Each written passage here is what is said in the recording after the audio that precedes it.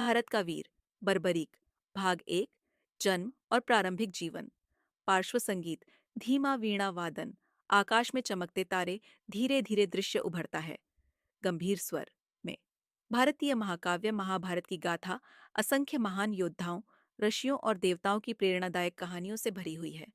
परंतु इस महान गाथा में एक ऐसा पात्र है जो स्वयं युद्ध में सम्मिलित न होकर भी पूरे युद्ध को देखने वाला एकमात्र साक्षी बना। वह था महायोद्धा बर्बरीक, जिसे आज भक्तगण श्री खाटू श्याम जी के नाम से पूजते हैं। दृश्य स्वर्गलोक की छवि, फिर धीरे धीरे पृथ्वी पर उतरते हुए एक महावन। बर्बरीक का जन्म एक अद्भुत संयोग था। वे थे भीमसेन के पौत्र और घटोत्कच के पुत्र। घटोत्कच स्वयं एक राक्षसी माता हिडिंबा और पांडवों के महाबली भीम के पुत्र थे। अतः बर्बरीक में एक ओर पांडवों का वीरत्व था, तो दूसरी ओर राक्षसी बलशाली शक्ति। दृश्य एक घना वन, जहां एक साधारण सा झोपड़ा है। बर्बरीक का पालन पोषण उनकी माता मोरा ने किया। माता मोरा एक तपस्विनी थीं, जिन्होंने अपने पुत्र को धर्म, वीरता और विनम्रता का पाठ बचपन से ही सिखाया। बालक बर्बरीक बचपन से ही युद्ध कला में अत्यंत रुचि रखने लगे थे। धनुष, बाण, तलवार, गदा, कोई भी शस्त्र उनके लिए कठिन नहीं था। दृश्य बालक बर्बरीक एक पेड़ की टहनी को धनुष बना अभ्यास कर रहे हैं। मृदुल स्वर में बालक बर्बरीक एक दिन अपनी माता से पूछते हैं। संवाद बाल बर्बरीक और माता मोरा के बीच। बर्बरीक: माँ, क्या मैं भी एक दिन दुर्योधन या अर्जुन की तरह महान योद्धा बन सकता हूँ? माता मोरा स्नेह से मुस्कुराकर: बेटा, वीरता बाहुबल से नहीं, सद्बुद्धि और धर्मनिष्ठा से आती है। यदि तुझ में त्याग है, करुणा है और धर्म के लिए मर मिटने की भावना है, तो तू उनसे भी महान योद्धा बन सकता है। माता के ये शब्द बर्बरीक के हृदय में गहराई तक उतर गए। उन्होंने ठान लिया कि वे एक ऐसे योद्धा बनेंगे जो न केवल बलशाली होगा, अपितु धर्मनिष्ठ और न्यायप्रिय भी। दृश्य परिवर्तन एक गुफा, जहां एक तपस्वी साधु ध्यान में लीन है।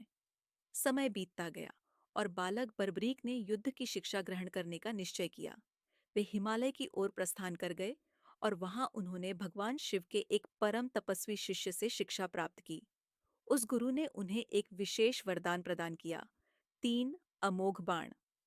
दृश्य बर्बरीक को 3 दिव्य बाण सौंपते हुए गुरु: गुरु: हे वत्स, ये 3 बाण किसी भी युद्ध का परिणाम क्षण भर में बदल सकते हैं। पहला बाण शत्रु की पहचान करता है, दूसरा शत्रु को चिन्हित करता है और तीसरा उसे सदा के लिए नष्ट कर देता है। किंतु याद रखो, इन बाणों का प्रयोग केवल धर्म की रक्षा के लिए होना चाहिए।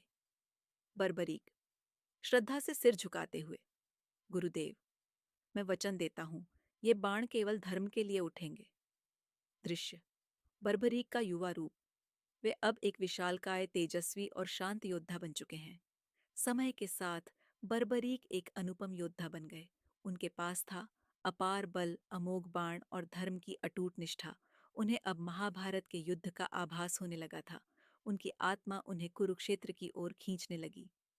दृश्य माता मोरा और बर्बरीक के बीच अंतिम संवाद।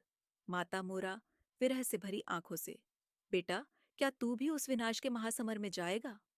बर्बरीक दृढ़ स्वर में: माँ, मेरा कर्तव्य है कि मैं उस पक्ष का साथ दूं जो धर्म के पथ पर होकर भी पराजित हो रहा है।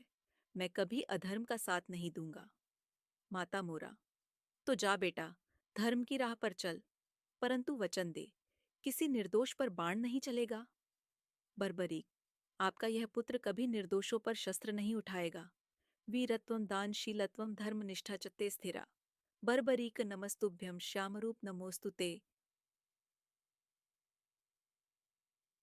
हिंदी अर्थ: हे बर्बरीक, आपके भीतर वीरता, दानशीलता और धर्म के प्रति अटल निष्ठा है। आपको प्रणाम है, हे श्यामरूप, आपको शत शत नमन।